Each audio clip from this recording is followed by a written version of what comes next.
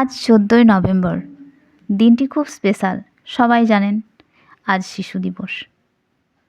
ফুল আর শিশু ভালোবাসি না এমন মানুষ বোধহয় খুব কম আছে। তবে এই শিশুদের খাদ্যাভাব মেটানোর সাথে সাথে উপযুক্ত শিক্ষা দেওয়াটাও খুব গুরুত্বপূর্ণ বলে আমি মনে করি। তাই আজকে ভগবানের কাছে প্রার্থনা করি পৃথিবীর সকল শিশুরা সুস্বাস্থ্য নিয়ে বেঁচে থাকুক, ভালো থাকুক, সুশিক্ষিত হোক, এই আর কি। আজ বিভিন্ন জায়গায় শিশুদের জন্য বিশেষ অনুষ্ঠানের আয়োজন করা হচ্ছে। আমার মেয়ের স্কুলেও হয়েছে, আমি যদিও সেখানে গেছিলাম। তো ফিরে এসে দুপুরে এই ভিডিওটা আমি এডিট করছি বা ভয়েস দিচ্ছি। তো এই যে অনুষ্ঠান, খুবই ভালো লাগলো। তো তার থেকেও আরও অনেক বেশি ভালো লাগবে যদি শিশুদের অধিকার রক্ষা করা হয়, তাদের নিরাপদ পরিবেশ দেওয়া হয়।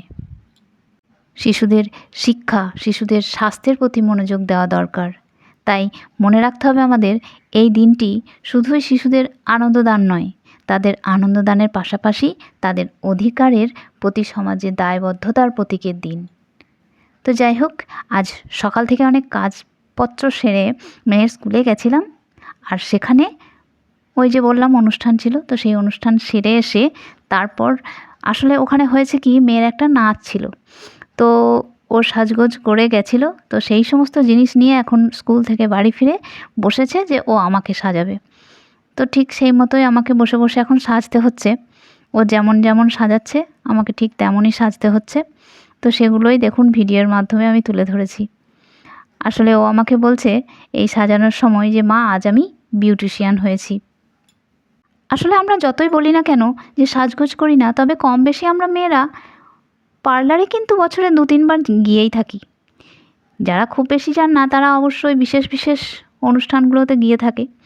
তো ঠিক সেরকমই আমিও দুর্গাপুজোর আগে পার্লারে গেছিলাম, আর মেয়েও আমার সাথে ছিল। ও ঠিক প্রত্যেকটা কাজ, মানে পার্লারের দিদির প্রত্যেকটা কাজ লক্ষ্য করেছিল এবং ঠিক সেই কাজগুলোই ও আমার সাথে অ্যাপ্লাই করছে। মানে আমাকে ঠিক সেভাবে মেকআপ করার চেষ্টা করলো। তারপর আর যা যা হয় আর কি।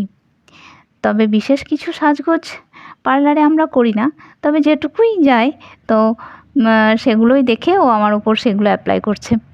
আর আমিও বসে বসে সাজছি ওর হাতে।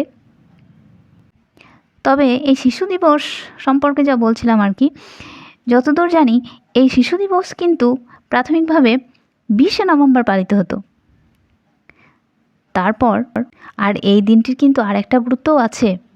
এই বিশেষ দিনটি শৈশবের চেতনা উদযাপন করা এবং ভারতের প্রথম প্রধানমন্ত্রী পণ্ডিত জওহরলাল নেহরুর প্রতি শ্রদ্ধা জানানোরও একটি দিন।